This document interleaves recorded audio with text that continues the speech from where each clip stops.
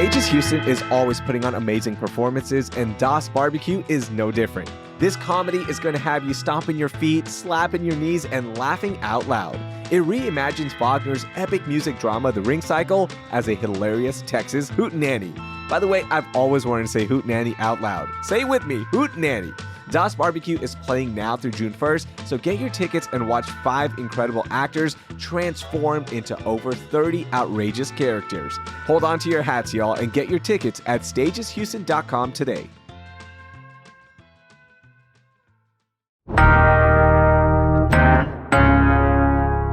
Today on CityCast Houston. A year ago this week, we all learned what a derecho is the hard way.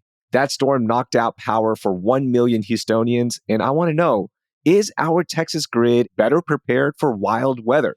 I get into it with local energy expert Sam Luna with BKV Energy. And before we get started, the CityCast Houston Summer Road Trip and Guide is live this week. Check it out on houston.citycast.fm and in our newsletter, Hey Houston. Today's featured destination is Uvalde County. It's time to find your peace in the Texas Hill Country as you float quiet river bends on the Frio, hike beautiful trails under the Texas sky at Garner State Park, or just take a peaceful Texas Hill Country moment. You can do it all in Uvalde County. Start planning your trip at visituvaldecounty.com. It's Monday, May 12th. I'm Raheel Ramzanali, and here's what Houston's talking about. Sam, last year, I was one of the lucky ones. I didn't lose power from the derecho. Our executive producer, Laura Isensee, was without power for a week, along with thousands of other Houstonians. What was the craziest moment for you during the derecho or the aftermath? I was sitting at a restaurant off of Post Oak with my wife. We were eating dinner. Our oldest was home from college. And in the middle of dinner, it lost power. It was raining, and then lights went out. The waiters came around and they said, "Hey, we've got this. Don't worry about it." But we were oblivious to what was going on to millions of Houstonians at that moment. We enjoyed a really nice dinner. They brought candles out. We ate some delicious hummus, but it was surreal when we walked outside and saw the entire Post Oak Strip without power. Wow. Did you, by any chance, have a generator? Like, did you lose power as well for that whole week? So we're fortunate where I live in West Chase area. We're actually on a hospital grid. Okay. So our power stayed up. We have a lot of buried lines near us, but just right outside of our neighborhood, coming down Westheimer, it was just blocks and blocks of neighborhoods and retail districts without power. Gosh, what a lucky move there, being on the hospital grid. I hear people who are on that grid, like they never have issues, and that's fantastic. I always tell myself, I'm like, I'm going to get a generator. I'm going to get it this year, even after Hurricane Beryl. We're going to talk about that. And I never do. But you know what? I got to do it because I don't know. And this is why we have you on, right? Like, do you think right now, is the Texas grid better equipped to handle wild weather that we see here versus a year ago? Yeah. So I'll preface this. I actually have a gas generator that I can roll out because even being on a hospital grid, things still happen. And the predictability of storms in Texas is so difficult that if we could get that right, then I would say, yep, ERCOT's got the Electric Reliability Council of Texas says you guys are good to go. CenterPoint would say, yeah, we're going to keep the grid up. You guys are going to get power. But that's just not the case. As we saw last year, the hottest year in Texas ever, an above average, high above average hurricane season. And then going into this year, again, weather experts say it's going to be above average, maybe not as high as last year, but the weather's still going to hit us. We don't know where. And so having peace of mind going into the hurricane season coming up on June 1st means having some preparedness plan for you and your family. Yeah. And there's two things to look at here, right? So ERCOT, as you mentioned, and I'm just going to kind of break it down. They are responsible for all of the state in terms of how much energy is out there, how much we can use. Then we've got CenterPoint, which takes the electricity from power plants and other sources and delivers it to your house. And we'll talk about that in a second when it comes to the power lines and the resiliency plans. But on the ERCOT side, Are we going to be good with enough energy and power out there for everyone in this hot summer that's coming up? So the ERCOT has said they have a couple different forecasts. They think that we have enough power to cover us. What we're Okay. starting to see though is the struggle, from when you get home around 5 o'clock to 9 o'clock when you're going to bed, because right now we have an excess of solar and wind. In that what we called our old peak time. So when your AC is really running from 3 to 6 and the sun's out, that's great now. But what happens is around 6 o'clock, the sun goes down in Texas and wind stops blowing. And then you're sitting there with your family at home at 6 o'clock, having dinner, running the AC, doing all your evening activities. And we're seeing a new peak demand time where we don't have the capacity to serve it. So on the ERCOT side, prices are skyrocketing at a Wow. new time of day, which we hadn't seen before, and we don't have the battery storage yet to cover it. So there is still some concern at that new 5 to 9 where it's going to be tight this summer. And we're going to see a lot of those ERCOT Texans alerts that they started launching last year. We're going to see more of those this year. Okay, so if that's not enough, then let's get into the side of CenterPoint, which is our local utility company. And I think we all know who CenterPoint is by now because of what happened in Hurricane Beryl and the aftermath. And they caught so much flack last year for how they handled the derecho as well. Are they better prepared? And if so, how? Yeah, CenterPoint, I mean, they took a hard look at how they were prepared for the derecho and Beryl. I mean, those were back to back. A million without power the first time, a couple million the second time. Unfortunately, people did lose lives in both of those incidents. And they spent a lot of time to look at what's their recovery program going to be implemented over the next year.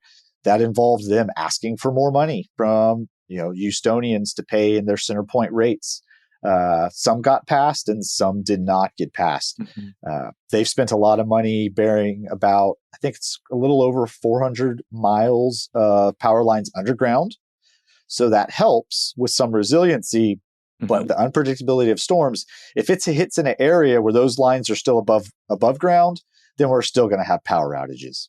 Yeah. And I know they're doing a lot. Like you just laid out some of it. They shut down I-10 for an entire weekend last month. I don't know if you saw that. Anything else stand out to you, like for hurricane season? Because that's around the corner. And frankly, we're all tired of, being tired. Like hashtag Houston tired. That's something that we talked about on CityCast after the hurricane because of all the major outages during Hurricane Beryl and the aftermath. Can we please avoid those? Is there something that they're doing that could help with that? Yeah, I think one of the biggest things talking to my friends and neighbors was the lack of information that we were getting in a timely manner. If you think about the CenterPoint outage tracker map, I mean, that was chaos. Like the fact that the website didn't work, you couldn't see. Then they were loading PDFs, which nobody could read. The Whataburger app was more reliable. Yeah, Remember? yeah, We were all yes. using the Whataburger app to see what was working and what wasn't around our neighborhoods. You could get a Dr. Pepper shake, but you couldn't get power. Yeah. And know who had power. So they spent a lot of time upgrading that outage tracker. Something that was implemented across the ERCOT market that will help CenterPoint is now when you enroll for your electricity provider has to provide a phone number contact back to CenterPoint and ERCOT. That way, ERCOT and CenterPoint can have a better line of communication to different residents, whether you live in a home or apartment or a community, to say, hey, here's an update on what's going on with the power outage. That was not done before. So that's a new technical implementation they pushed through with part of the guidelines that ERCOT requires. So I think that's going to help with that Okay. customer information of like, when am I going to get my power? I want to go back to ERCOT real quickly because ERCOT is saying that the Texas grid is going to be better prepared. They're going to be better prepared in general. Do you agree with them? Do you believe them? ERCOT has a model where they try and forecast how much power Texans will need and when will it be available. I don't believe it. Being able to understand when wind is going to blow, when the sun is going to shine, in what part of the state, managing where the power is needed, when it's being generated, is difficult. Mm-hmm. They have good experience doing it, but again, the unpredictability of the weather still puts risk, a high level of risk across the state. And so we continue to see power outages at times when we thought there was plenty of capacity on the grid. And so it's going to continue to be an issue.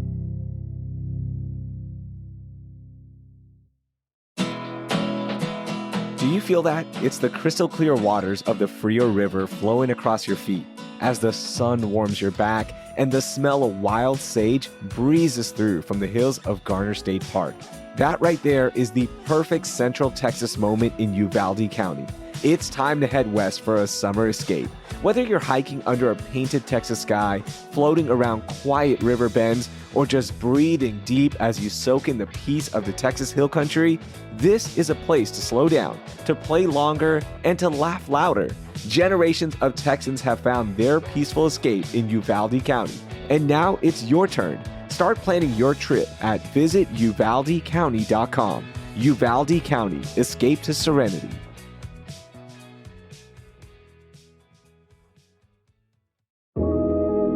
Y'all, the Sunday Scaries are a real thing, and one way I avoid them is by joining my fellow Houstonians for Jazzy Sundays in the Park. This is one of my favorite events because my wife and I get to sit back and take in some great jazz performances while our daughters hang out with kids from across the city. This is truly a community event celebrating H-Town, and it's all free. Jazzy Sundays in the Park is going to be at the Waterworks Lawn at Buffalo Bayou Park all month long before it wraps up for this year's season. Performances are from 5 to 7 p.m., so it's the perfect way to end your weekend on a high note and soak up our city's vibrant culture and jazz heritage. You've got to come check out these great local musicians. So grab a blanket and some chairs, pack your picnics, and head to Jazzy Sundays in the Park. Find the full schedule of performances at buffalobayou.org. That's buffalobayou.org.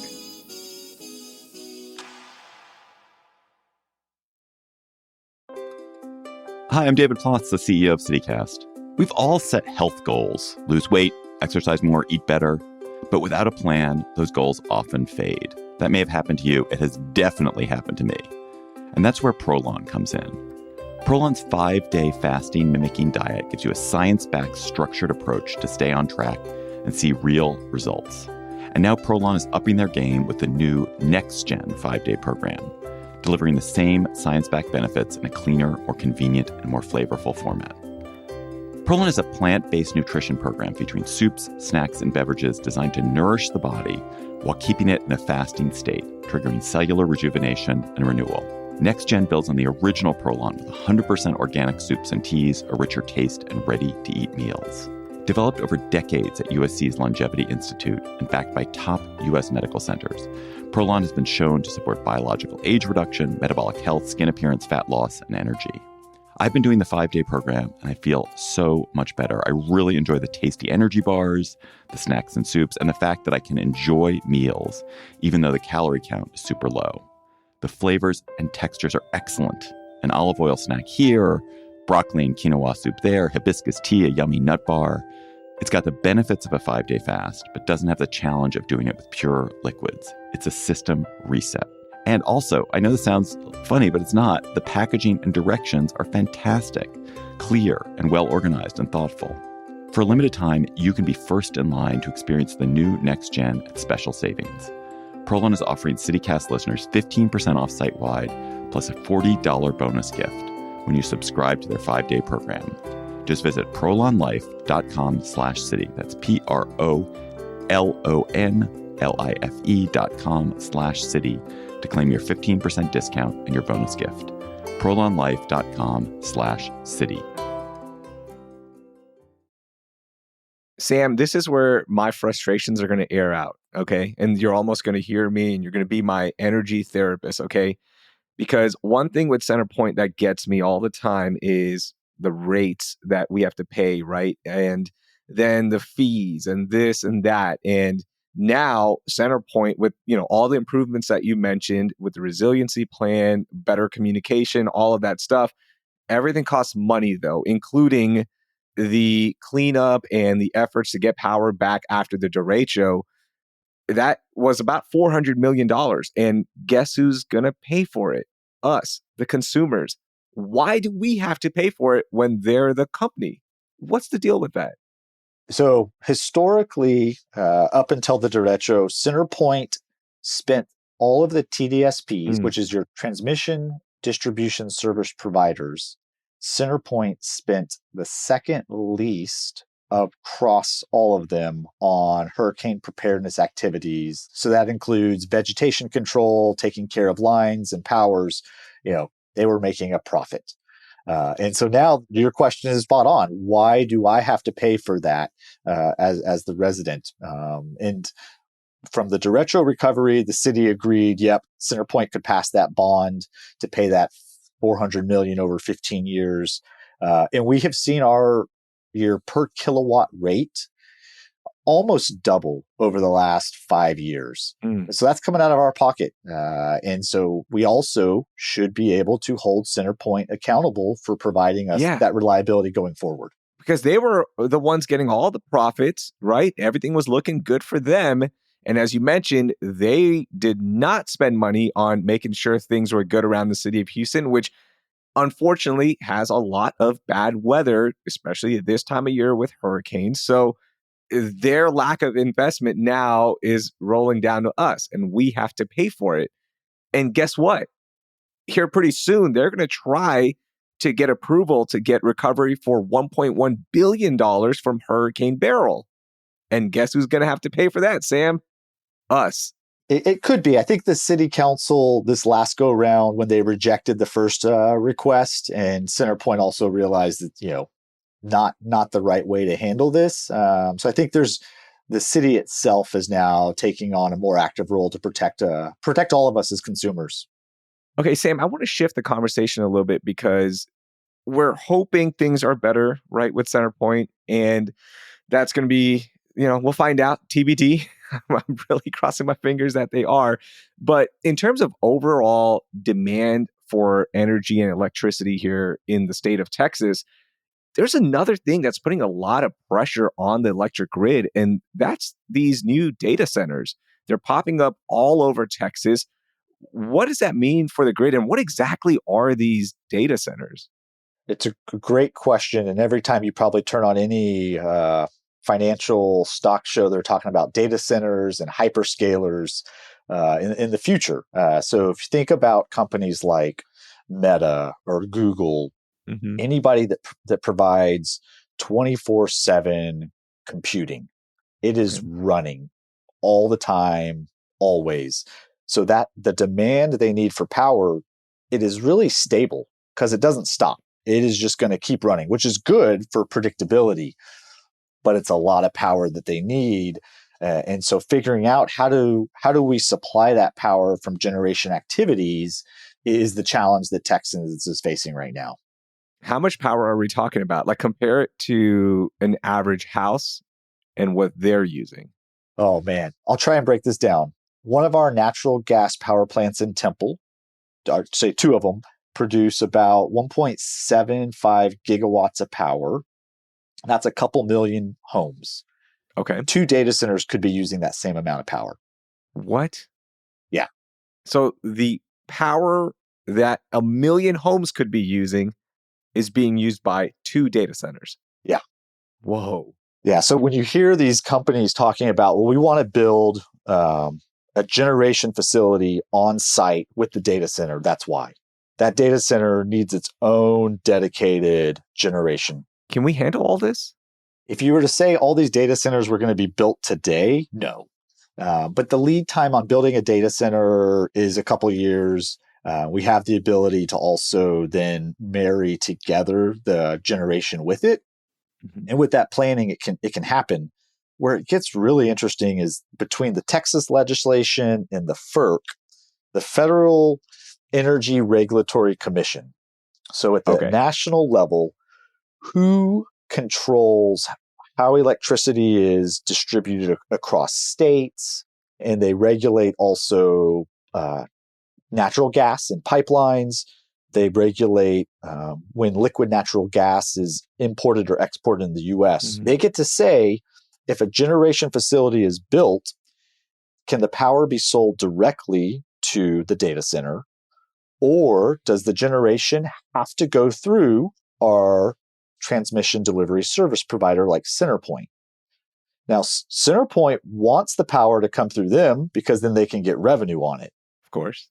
But Google doesn't want that because they just want to be able to get cheap power when they need it all the time.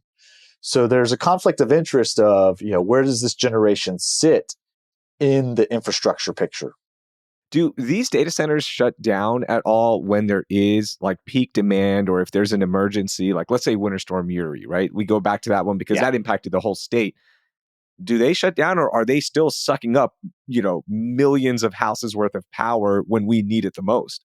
So yes, the data centers, they can shut down, and there are actual financial benefits to them to shut down during that peak demand needs. So we saw a couple data centers even this last year in the Dallas area that they did turn off their power and allow that generation to flow through to the rest of the market. Gotcha. I want to go back to renewable energy because you've brought it up a couple of times, right? Solar, wind generation that has been helping us here in the state of Texas. But will that help us solve any problems that we run into in terms of demand for power? I don't think it'll solve our demand for power. People are still moving to Texas. Businesses are still moving to Texas. So the demand side is it's going to keep growing. That's going to happen. And when the power is needed in those peak demand times, solar and wind aren't the answer. Solar's not shining at 6, 7, 8 o'clock.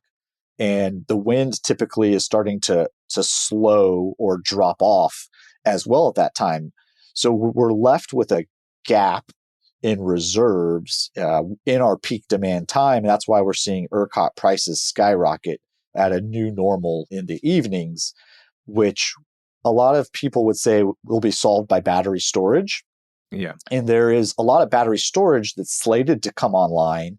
But then once the battery storage is there, the financial benefit of it for people building out new battery backups, it isn't going to be there either because there's going to be a glut of battery.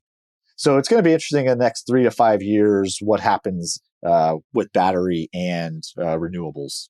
We'll keep our eye on that. Final thing, Sam, what do you think is the most important thing right now for consumers in Houston to know about the electric grid and the potential of power outages this summer with the wild weather that hopefully we won't see, but we should brace for? Yeah. What I'd like to leave people with is that we all can actually make a difference. When you think about 8 million residents in the city of Houston, which I love, I'm a native Houstonian. I know a lot of retailers will say, well, hey, adjust your thermostat, turn off some lights when you're not there. If we all did that in our home, where we live, that actually does make an impact. You can offset gigawatts of power, which would help the grid. So residential demand response programs, I highly encourage people to participate in it. It can help our grid, and it's caring for the future of our city. I've got two daughters who I want the city to be as vibrant and awesome as I grew up in. And I think us being responsible with our power usage is part of it. Sam, thank you so much for joining us, and hoping that, this summer is an easy one. There are no issues, but if there are, I'm feeling a little bit better, just a little bit, but I'm always going to be nervous. Sam, thank you. Thanks, Raheel.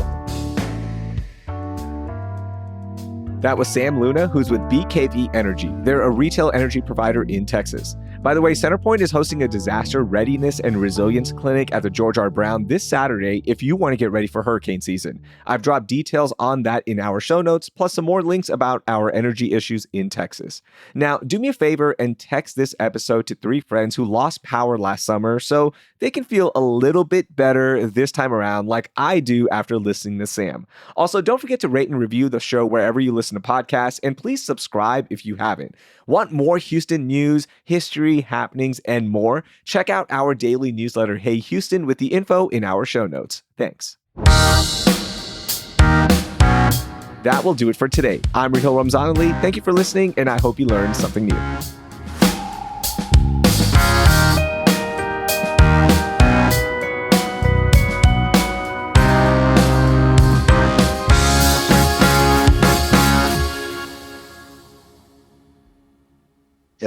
If you hear that, that's a dog barking in the background. Yeah. We'll just pick up. Hold on. Go for it.